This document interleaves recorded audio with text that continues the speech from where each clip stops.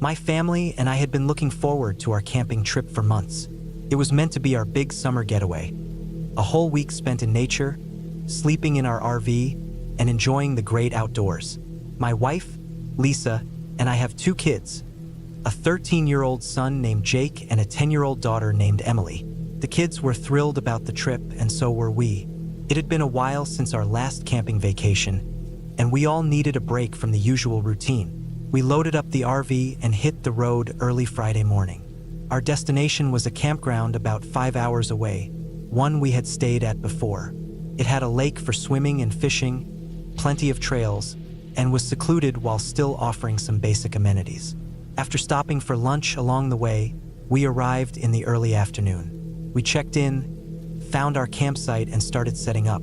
The kids wanted to explore, so we let them ride their bikes while Lisa and I unpacked and set up our outdoor kitchen. As evening approached, the delicious smell of grilled hot dogs and hamburgers filled the air.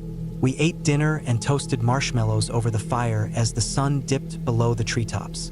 The woods around us were calm, the only sounds being the crackling fire, the occasional call of a bird, and our family's laughter. Soon, the kids began yawning, exhausted from the long drive and excitement. We got them settled in the RV, then Lisa and I sat by the fire for a while before heading to bed ourselves. The next morning, we woke up ready for a day full of activities. After breakfast, we headed to the lake for some fishing. The kids got bored quickly and started splashing around near the shore while Lisa and I kept trying to catch something. No luck, probably because of all the noise, but it was a peaceful morning. After returning to the campsite, we decided to go on a hike. Several trails branched out from the campground into the woods. We picked an easy one that would take a few hours to complete. The forest was thick and beautiful. Jake took the lead while Emily picked wildflowers along the way. Lisa and I walked hand in hand, enjoying the fresh air. Halfway through the hike, we came across an old, abandoned cabin. It looked like it had been deserted for decades, with a collapsed roof and a crumbling brick chimney. Emily wanted to check it out, but I told her it wasn't safe. We paused for a snack near the cabin, but something about it made me uneasy. I was relieved when we continued walking and left it behind. The rest of the afternoon flew by. After leaving the woods, we went swimming, played card games, and even took short naps in the RV. Before we knew it, the sun was setting, and it was time for dinner. We grilled more food over the fire, laughing and telling stories. As the sky darkened, I realized the forest had gone eerily silent. No rustling leaves, no chirping crickets, nothing. It was like every creature had vanished. A shiver ran down my spine despite the warmth of the fire. The kids must have sensed it too because Jake murmured, "It feels weird out here tonight." Lisa and I exchanged uneasy glances. Just as we were getting up to head inside, a bone-chilling scream echoed from deep in the woods. The kids gasped and clung to us. Lisa's face went pale. "What was that?" she whispered. The scream rang out again, even closer this time, sharp and blood-curdling. My instincts kicked in. "Inside now," I ordered. We rushed into the RV, and I locked the door behind us. We huddled together, listening intently. The eerie wailing came once more, then faded into silence. None of us slept that night, too afraid of what might be lurking in the darkness. When dawn finally arrived, we were relieved but still shaken. Over a quick breakfast, we debated packing up and leaving early. The kids begged to stay one more night, promising not to wander off. Lisa and I reluctantly agreed but made it clear we would leave first thing in the morning, no exceptions. That entire day, I couldn't shake the feeling of being watched. The neighboring family who had been camping near us was suddenly gone, having left sometime in the night. I had a strong suspicion they had heard the screams, too. As the evening approached, dark clouds rolled in, and distant thunder rumbled. A summer storm was brewing. We ate a quiet dinner and then retreated into the RV just as heavy rain started to fall. The wind howled, lightning lit up the sky, and thunder roared overhead. But the storm wasn't the worst of it. Over the pounding rain, a new sound rose from the woods. At first, it was faint, but it grew louder. A low, wailing moan mixed with the crunch of snapping branches and heavy footsteps. Emily clutched Lisa's arm. "What is that?" she whimpered. "I don't know, sweetheart," Lisa replied, her voice shaking. "But your dad and I will keep you safe." I balled my fists, ready to defend my family from whatever was lurking in the darkness. The eerie moaning and trampling came closer until it was right at the edge of our campsite. We held our breath, waiting for something to emerge from the shadows.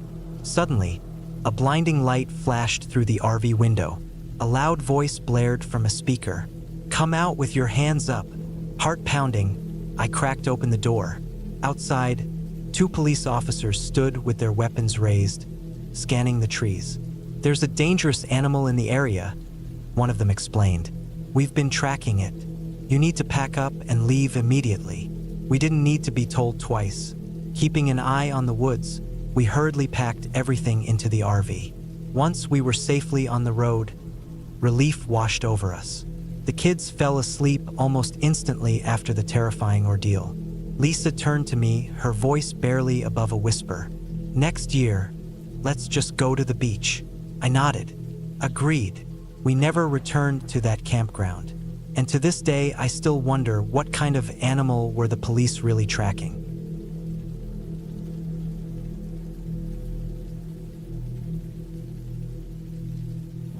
Mad Woman on vacation.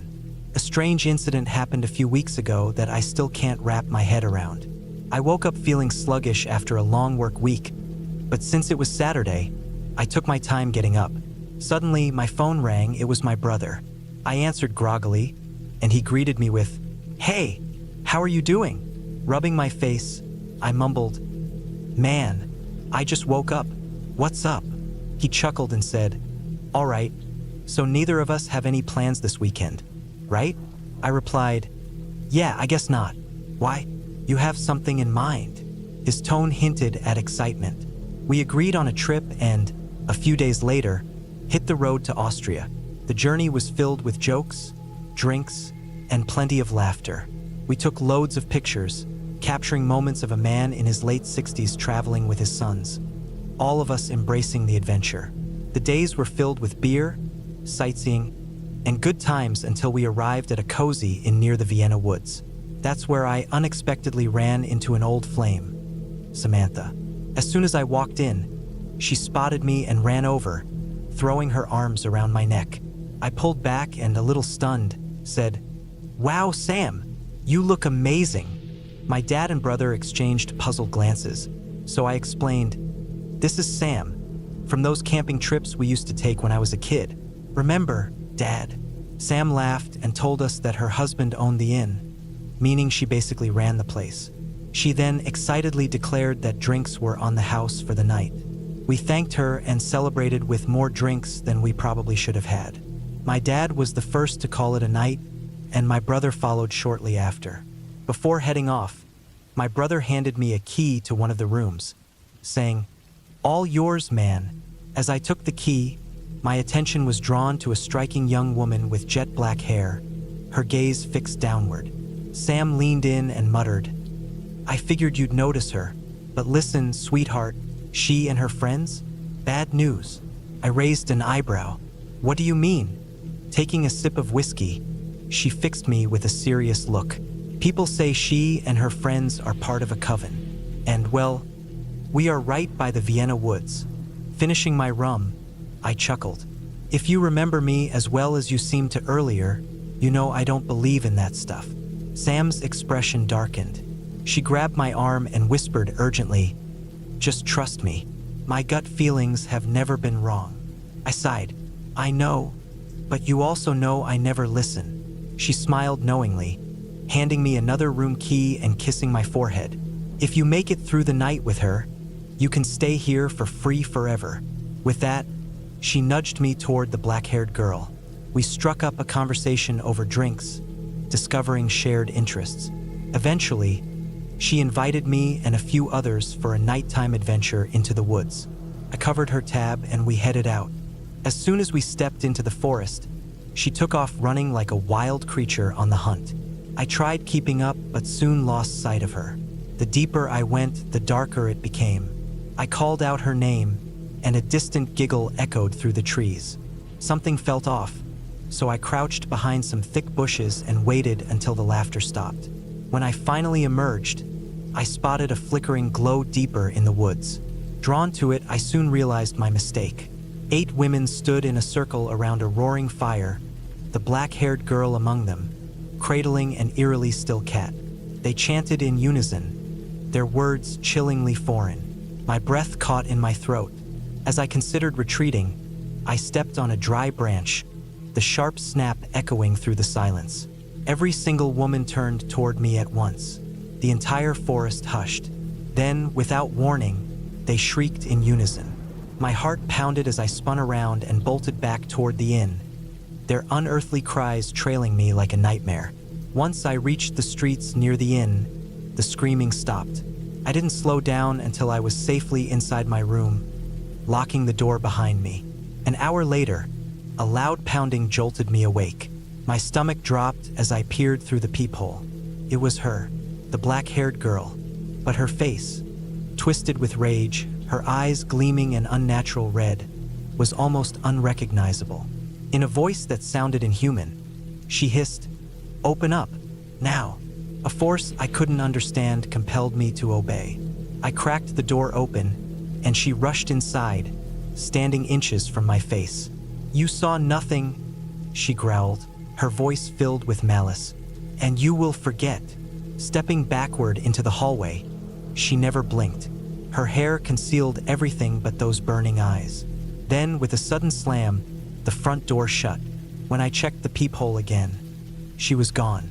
The next morning, I told Sam everything. She immediately switched my room. I saw the black-haired girl a few more times after that, but she acted as though nothing had ever happened. I never told my brother or dad about it, but deep down, I believe she and her friends were involved in something dark, something beyond human understanding. Thanks for stopping by our little storytelling campfire. If you've got a tale to share, send it our way for a chance to be featured. For more chilling stories, check out our other podcasts, available on all major platforms. Stay safe and remember, some encounters are best left forgotten.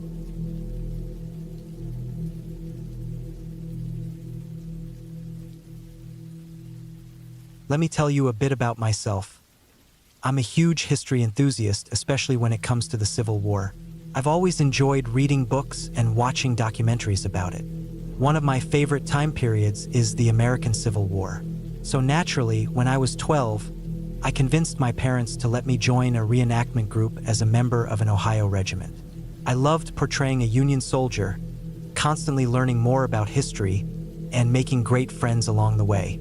One of my closest friends, Ed, played the role of a soldier from a Virginia unit and always tried to convince me to switch sides. When I turned 17, I reached out to him, interested in portraying a Confederate as an alternate role. He was eager to help me get started and mentioned that he was participating in a living history event at a well-known battlefield. He invited me to come along, and after some convincing, my parents allowed it. I was beyond excited. This would be my first time spending the night at an event. We met up early on a Friday and hit the road. The entire drive was filled with stories about past reenactments and historical events. It was a blast. We arrived around 7:30 in the evening and met up with the rest of the unit. I spent some time chatting with the other members, getting to know them. Let's call the leader of the group Jack. He was a funny and friendly guy. Among the others was Thomas, a former Marine who had faced intense situations while deployed in Afghanistan. Now, let me explain where we set up camp.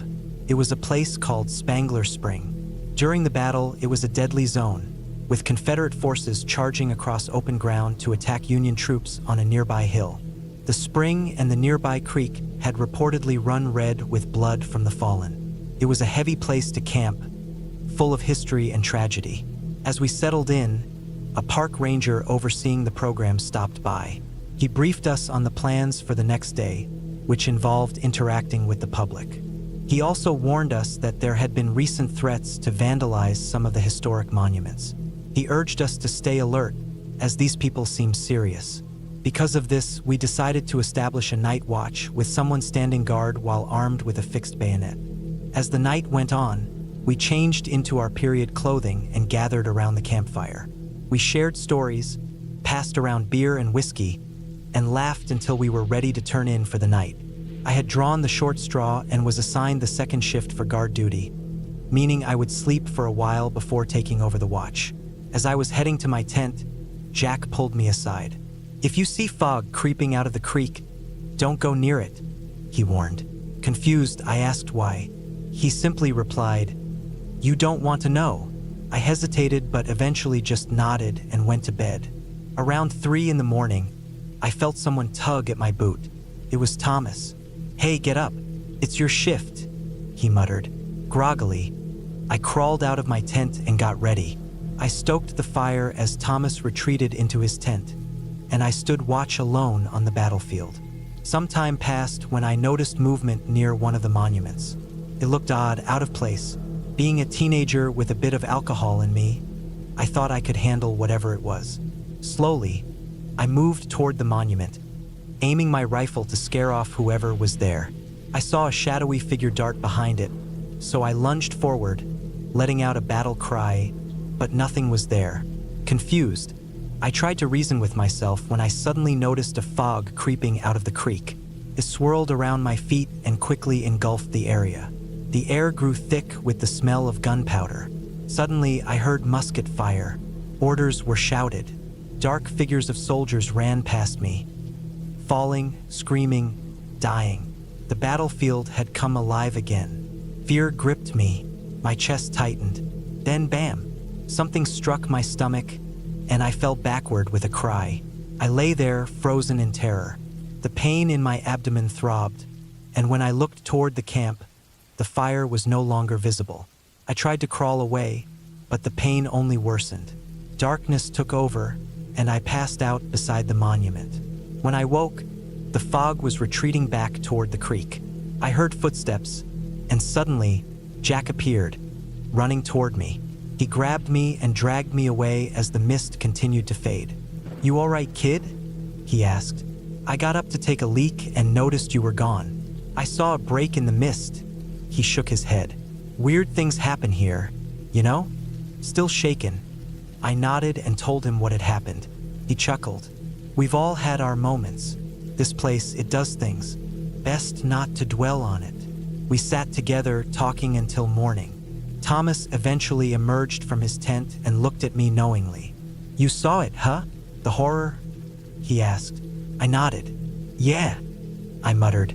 "When people die like that, violently suddenly, it doesn't just disappear," Thomas said. "It lingers. Something always stays behind. This place is soaked in that pain.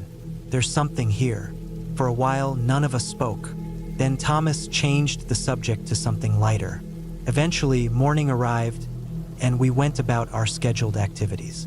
Aside from that terrifying incident, the weekend was incredible.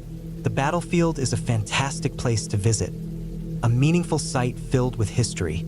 Thousands of soldiers fought and died there, and even though it has been over 150 years, its significance has not faded. Something remains on that ground, and it always will.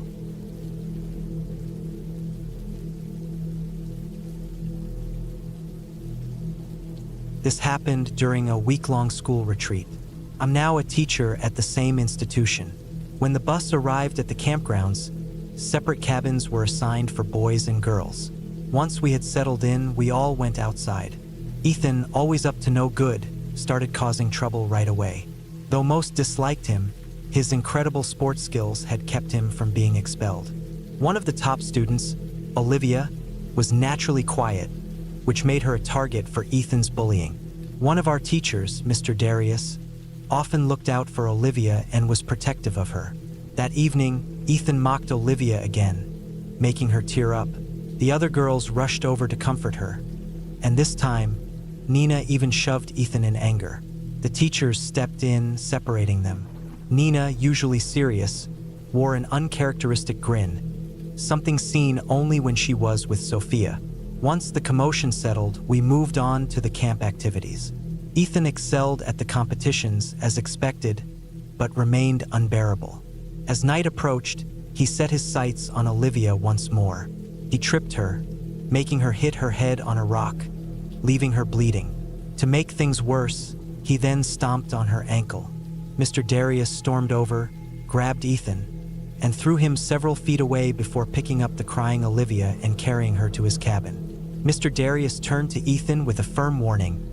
"You're not allowed inside any cabin while we're here.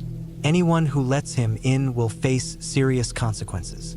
This was the first time we had ever seen Mr. Darius so angry.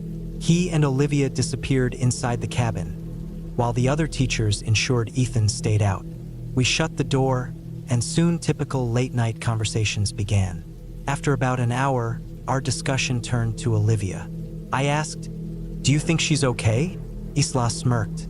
"She's with her crush now, so I bet she's just fine." Some girls gasped, but she continued, "Oh, come on, don't pretend you haven't noticed. It's obvious." Lena chimed in, "Maybe he likes her too. Did you see how far he tossed Ethan?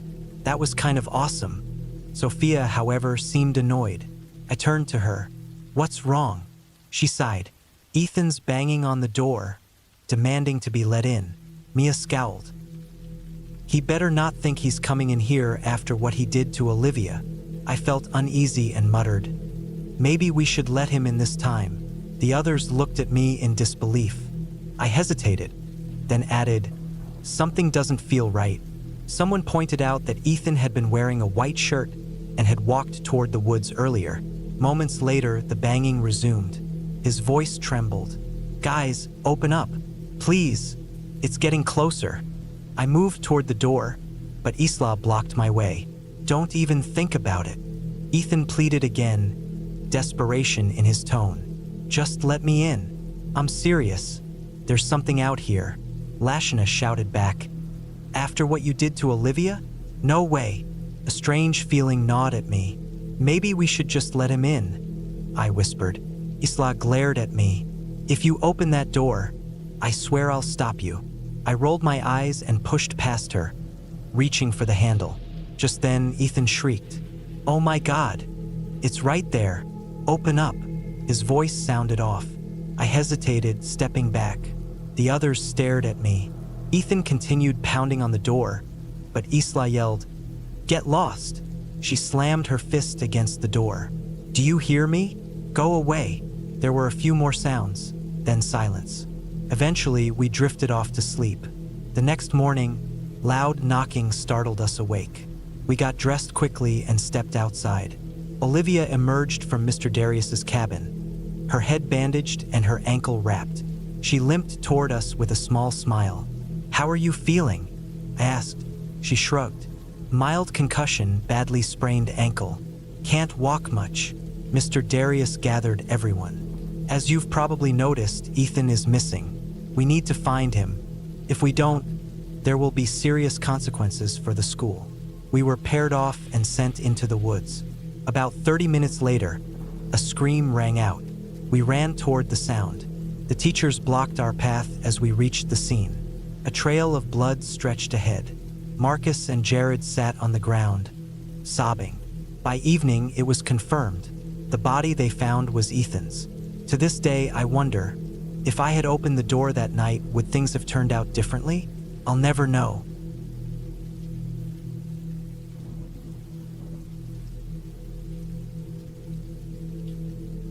After a recent chat with a former participant of a past supply convoy to Red Bluff near the Navajo Nation, I came across an intriguing story. A young woman who had been part of that convoy a few years back had a bizarre experience. I managed to get her contact details. Let's call her Sarah, and I interviewed her about what happened. Out of respect for cultural beliefs and the sensitive nature of this event, we have changed the names and descriptions slightly. For some background, there's a company named Benton Mining that operates on leased land in and around Red Bluff. The region is characterized by low-lying hills, dry ravines, and seasonal washes, natural drainage channels that remain dry most of the year but can flood during heavy rain. Rainstorms aren't too frequent in the arid climate of New Mexico. Below is Sarah's account in her own words. "One afternoon, I was trying to round up a young goat that had wandered out of the pen. I got completely disoriented and couldn't find my way back to Daniel's ranch, where his family's homestead was located. I followed a dry wash, hoping it would lead me to a recognizable path when I suddenly had an asthma attack. I think I started hyperventilating and, before I knew it, I blacked out. When I woke up, it was nighttime. I slowly stood up, trying to get my bearings. Then, I heard a faint snap behind me, like a branch breaking. I turned to look and, under the pale moonlight, I noticed something dark behind a tree. It was as if someone had been watching me but quickly ducked out of sight when I turned. I could still sense their presence. "Hello? Hello?" I called out. Silence. "Is someone there? I'm with the Colorado convoy. I think I'm lost." I laughed nervously. "Can you help me?"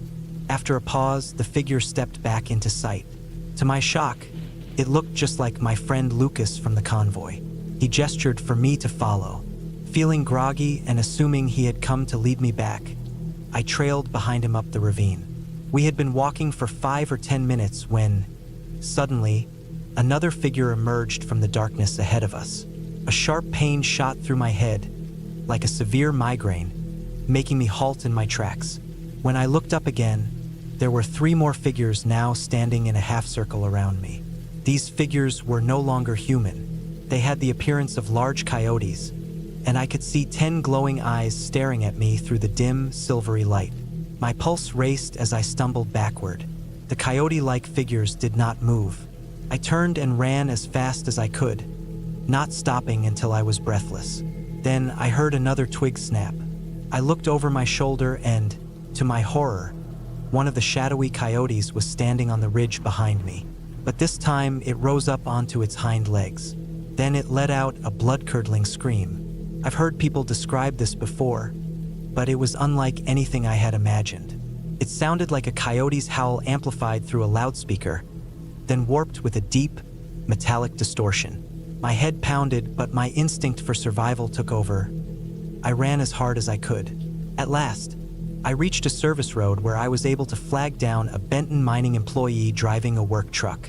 Desperate, I convinced him to let me ride with him, assuring him that our convoy leader, Tom, could explain the situation to his supervisor if necessary. As we drove, I glanced in the rearview mirror. There, reflecting in the truck's red brake lights, were those glowing eyes.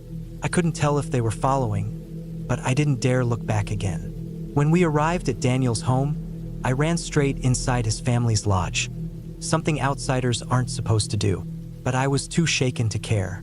Daniel's parents only spoke Navajo, but between my frantic sobs and broken words, I managed to get the message across. As soon as realization dawned on Daniel's father, his face turned pale. He quickly hushed me and peered out the window. Daniel's mother went straight to the stove, scooping up a small dish of white ashes. She methodically dipped bullets into the ash before loading them into a revolver. All the while, she murmured what I assumed was a prayer for protection, stealing glances at me with evident concern. That night, they let me sleep inside. Nothing else happened. In the morning, they called a medicine man to perform a blessing. We still had a couple of days left on our trip, but we decided to cut it short. Daniel reassured me that now that we were leaving, the drifters wouldn't trouble them anymore. He was just glad I was safe. Suffice to say, I won't be joining another convoy anytime soon.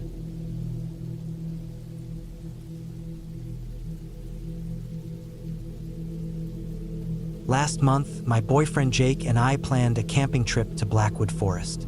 We both love hiking and watching the stars, so it felt like the perfect getaway. We arrived on a Friday afternoon, found a quiet, hidden spot to pitch our tent, and settled in as the sun set. The forest grew completely dark, with only the vast, starry sky above us. It was peaceful, just the sound of wind rustling through the trees and a nearby stream flowing. We roasted some sausages over the fire and then snuggled into our sleeping bags, Jake resting his head against my shoulder. I'm not sure what time it was when I suddenly woke up. I heard footsteps outside, crunching on twigs and dry leaves. There were voices, whispering so softly I couldn't make out what they were saying. My pulse quickened.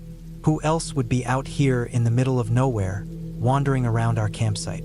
The footsteps circled our tent once. Then again, the murmuring continued. I lay frozen, staring at Jake, who was now awake too, eyes wide in fear. We didn't move a muscle. We just held onto each other, listening in silence. After what felt like forever, the footsteps finally stopped, right outside where Jake was lying. Someone leaned against the tent wall, pressing into the fabric. I swear I could hear them breathing. My mind raced with terrifying possibilities. Were we about to be robbed?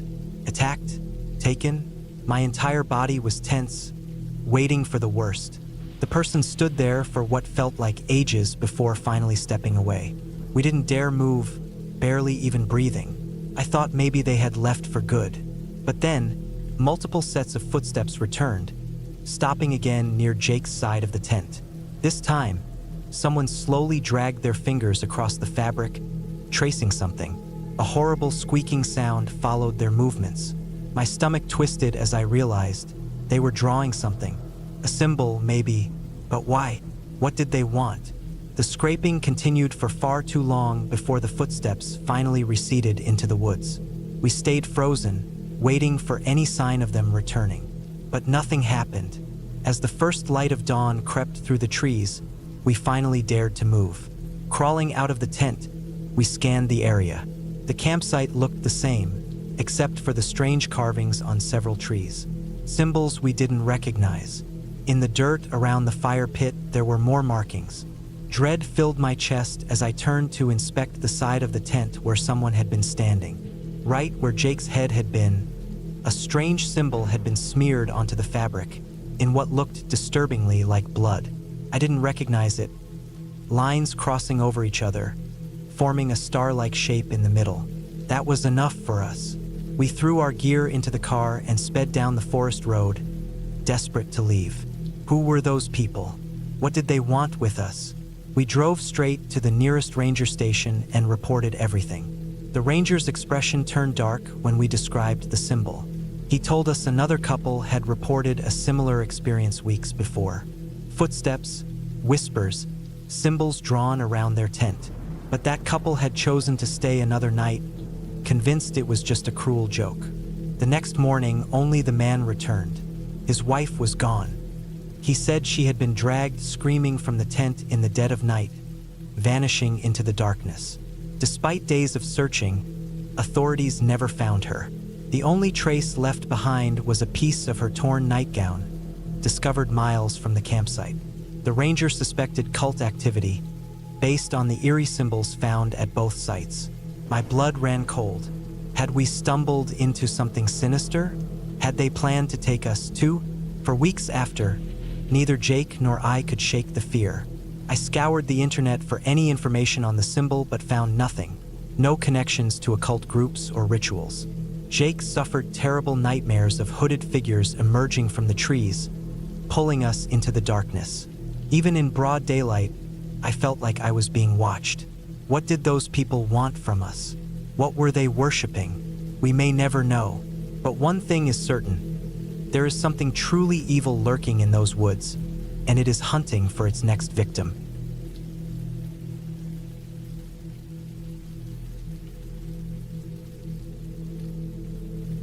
The year was 2001 in Des Moines, Iowa. I was 15 years old, and I had a childhood friend and next-door neighbor named Marco. Marco was Hispanic, and he had always been a bit of a troublemaker, often dragging me into his antics. Even though he was mischievous, he was a loyal friend since we were little. One day, we decided to skip school. We both faked being sick so our parents would let us stay home. Once we knew they had left for work, Marco and I rode our bikes around town and visited another friend, Brian. Brian's family was well off, and he had also pretended to be sick to stay home. The three of us rode around the neighborhood, stopping by parks and other familiar spots. One of our favorite places was an old scrapyard where we liked to scavenge for random materials to build things. When we arrived, the owner, Mr. Thompson, greeted us as he always did. He knew us well and allowed us to search for anything interesting. While looking around, I stumbled upon a BB gun along with a bag full of pellets. Felt like an incredible find. I quickly called Marco and Brian over to see my discovery. We were all excited but decided not to tell Mr. Thompson about it. Instead, we told him we'd visit again soon and then left with our new treasure. We had a secret spot known only to us. It was a small hidden pond in a dense wooded area, surrounded by grass and trees. We had found it years ago and named it Shady Brook. It was our own little hideout, a place where we felt free. When we arrived, we took turns shooting the BB gun at trees, the ground, the water, and even up into the air to see where the pellets would land. We spent the whole day having fun until it was time to head home. We decided to leave the BB gun at Shady Brook and return for it later. A few days later, on a Friday after school, we decided to invite a new friend to our group. Her name was Lily, and she was a close friend of Brian's. We thought it would be fun to show her our hideout, so we packed some snacks, sleeping bags, and drinks for a small camping trip at Shady Brook. None of us knew how to start a fire, so we used flashlights instead. As the night went on, the atmosphere grew eerie. By the time it was around 10 p.m., it was just the four of us: Marco, Brian, Lily, and me. We had brought a tent for the boys, and Lily had her own. We set them up close together in case she got scared, or if any of us did. Marco kept the BB gun in our tent. After some late-night chatting, we all settled down to sleep. But at about 3 a.m., I was startled awake by the sound of our tent's zipper being pulled. It was Lily. She looked terrified. Worried, I asked, "Lily, what's wrong?" Her voice trembled as she whispered, "Someone was outside my tent. They touched it." Fear gripped me, and I quickly woke Marco and Brian, explaining what Lily had just said. We sat there, huddled together, listening intently. Then Brian whispered, "Marco, grab the BB gun. We might need it." Marco obeyed, reaching under his pillow for the gun. He pumped it a few times, ready to fire if necessary. That's when we heard it. Something or someone touched our tent. Without hesitation, Marco fired through the fabric. The moment the pellet hit, a horrifying scream erupted. But it wasn't coming from one place. It surrounded us, echoing from every direction. The air suddenly filled with the strong smell of smoke, as if something was burning. Panic set in. We all screamed and scrambled out of the tent, grabbing whatever we could before bolting to our bikes. We pedaled as fast as we could, leaving Shady Brook behind. That night, we stayed at my house, but none of us slept. We spent the entire night trying to process what had just happened. After that night, we never returned to Shady Brook. We had lost our secret hideout. Whatever we had encountered that night remained a mystery, but one thing was certain. We had experienced something truly terrifying. Years passed and life moved on. Lily and I eventually got married and now have 3 wonderful daughters. But the events of that night at Shady Brook, I will never forget them.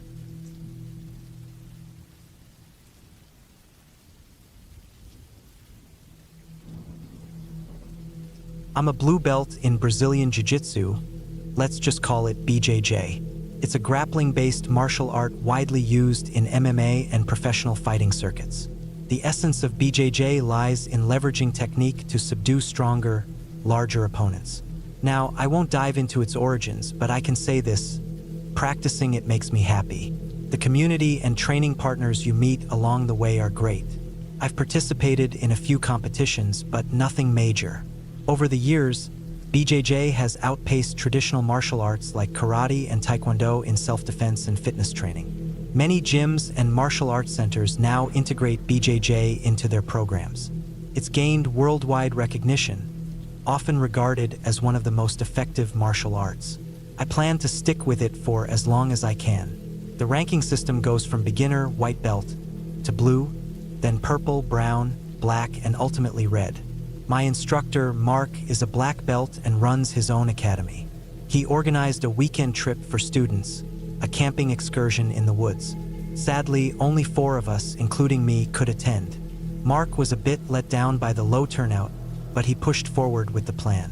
So, there was Mark, myself, David, a brown belt with over 3 years of training, Jake, a blue belt, and our newest member, Sam, a white belt who had been training for only 2 months.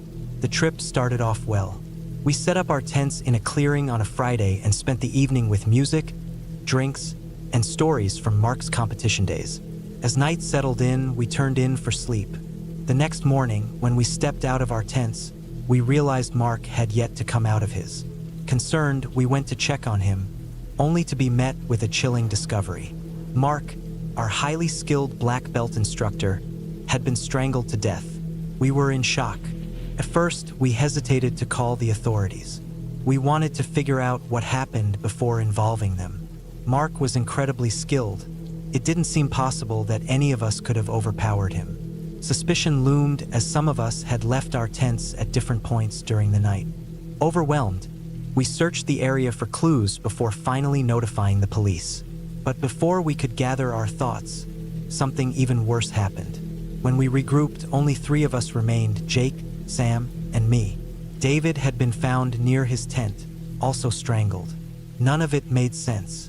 The 2 most experienced fighters among us had been taken down. Whoever did this was no amateur. But who could it be, and why? When the police arrived, the incident made headlines. At Mark's funeral, there was a huge turnout. Eventually, his academy shut down. Before it officially closed, I organized one last training session as a tribute to him. It was meant to be a final gathering for all the students. Strangely, only one other person showed up: Sam, the beginner. What stood out to me was that when I sparred with Sam that day, I felt something odd.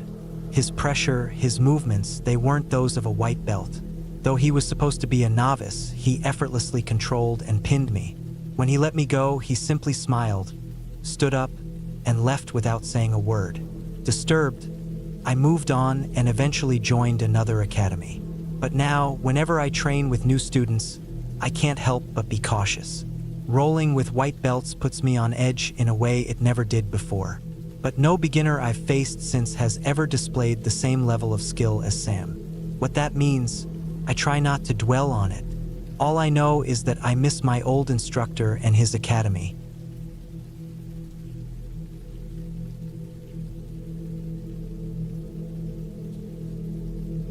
I live in a quiet part of Louisiana near a small town called Maplewood, surrounded by thick forests. Recently, my parents decided to put up a simple wire fence to keep our 2 dogs from wandering into the neighbor's yard. The reason? They had 2 large bulldogs that had attacked our cat before, and we didn't want the same thing happening to our dogs. The old wooden fence that separated our properties was falling apart, so we had to replace some of the rotten boards on our side. Keep that in mind. The day we started working on it, I went outside to help. Before we even removed the first board, our neighbor came storming out of her house, screaming. She shouted terrible things at my dad, bringing up his past struggles with drinking and even making fun of him for surviving cancer. That was the last straw for me. I asked her what her actual problem was. She just kept ranting about how she didn't want a fence at all and how it was actually our pets going into her yard, not the other way around. I tried to explain that this was on our property and was only meant to keep our animals from wandering. She wasn't listening. She kept yelling like she'd lost her mind. Eventually, we just ignored her and went back inside. From that day on, things were never the same between us and our neighbors. A few weeks later, we hired a company to install a tall, 6-foot fence around our entire property, complete with gates that had passcodes only we knew. Once it was up, we finally had our privacy again. It was a relief, but not for long. Not long after, we started getting strange phone calls from random numbers. The callers would say things like, "Take the fence down or something bad will happen." At first, we ignored them, thinking it was just some prank. But one day, when I was home alone, the phone rang again. This time, the voice on the other end warned that if we didn't take the fence down, we would be getting an unexpected visit. That was the last straw. I called my older brother, who was studying at a college in the next town over, and told him everything. He immediately said he'd come over to help me handle it. Now, I know what you're thinking, why didn't we call the police? Trust me, we did. Multiple times. But they told us that since the calls were coming from a burner phone, it would be almost impossible to track the number. When my brother arrived, we decided to stay up that night and keep watch from his car, just to see if anything suspicious happened. Hours passed, and we were getting exhausted. Then, at some point, we saw our neighbor, his wife's husband, sneaking out of his house and into his tool shed. That was strange enough, but after a while, we accidentally dozed off, only to be jolted awake by the sound of metal clanking under the hood of my brother's truck. Someone had popped the hood open. Before we could react, the hood slammed shut, and there he was, our neighbor, standing right in front of us, gripping a pair of pliers. The second he saw we were awake, he bolted toward the fence. My brother didn't even hesitate. We jumped out of the truck and sprinted after him. He reached his front door, fumbling with the handle, but we caught up and tackled him to the ground. That's when his wife screamed from inside, and then she let the dogs out. Still struggling to hold him down, we barely had time to react before their two massive bulldogs lunged at us. They tore into us, barking and snarling. I heard my dad shouting from our house, telling us to run, but it was too late. One of the dogs clamped onto my arm, its teeth sinking deep. My brother managed to break free from the other one and pried the dog off me, but the damage was done. Long story short, that night ended with 3 people in an ambulance. My brother needed stitches across his face and arms where the dogs had mauled him. Our neighbor was taken in for x-rays to check for broken bones and head injuries, and I had to undergo 3 surgeries to repair the tissue and bones in my arm. Later, we found out something even more disturbing. The neighbor had been tampering with my brother's truck, messing with the brakes, the fuel line, and the engine. But what scared us the most? When we got home from the hospital, we realized part of the fence had been damaged. The metal gate had been pried open just enough for a grown person to squeeze through. To this day, I wonder what would have happened if my brother and I hadn't been there that night.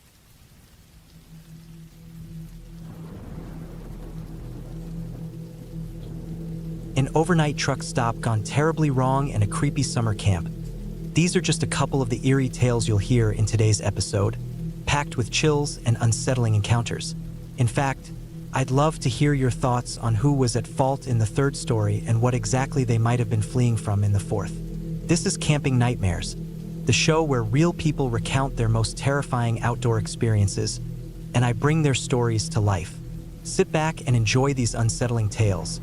And if you have your own spine-chilling camping or hiking encounter, send it to us at nidalshub.com. For more of my narrations, check out Mysterious Encounters and Stories from the Midnight Trail, available on Spotify, Apple Podcasts, or directly at shadowcast.com. If you enjoy what you hear, consider leaving a review on Spotify or Apple Podcasts. It really helps. Now, toss another log onto the fire, because the night is far from over.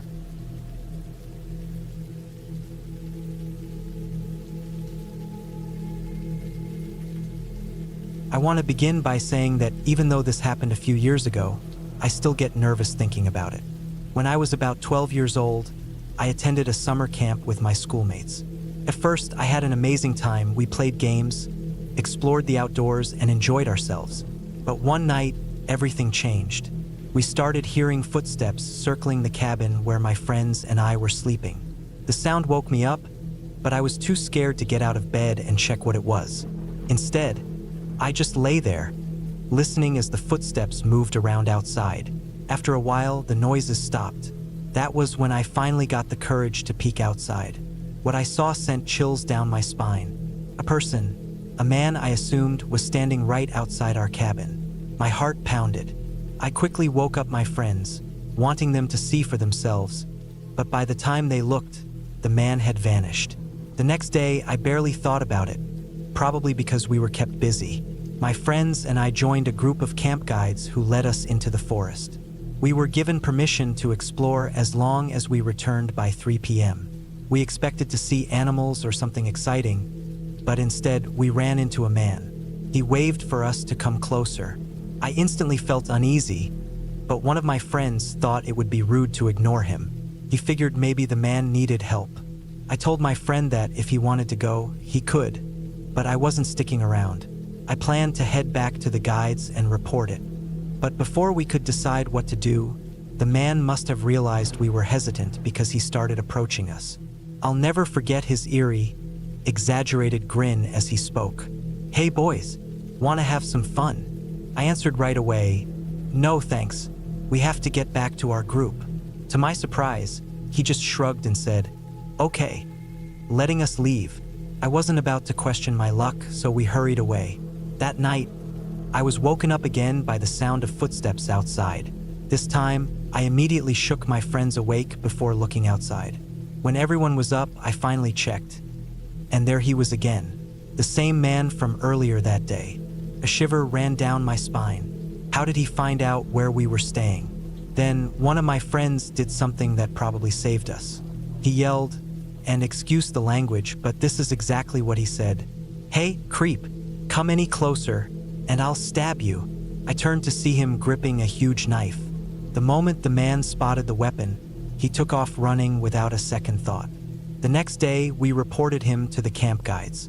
We never saw or heard anything about him again. But to this day, I still wonder what his true intentions were. I guess I'll never know.